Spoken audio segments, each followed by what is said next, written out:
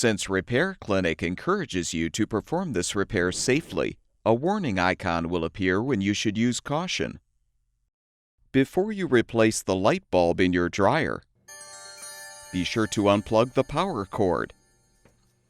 Open the dryer door and use a 1/4-inch socket or nut driver to unthread the screws securing the light lens.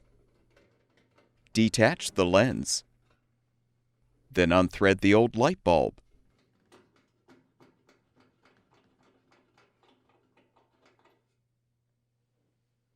When installing the new light bulb, be careful not to damage the bulb by threading it too tightly.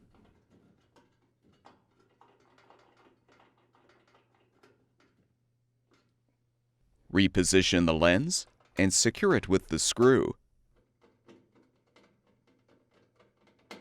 With the repair completed, plug the power cord back in and confirm the light bulb works properly.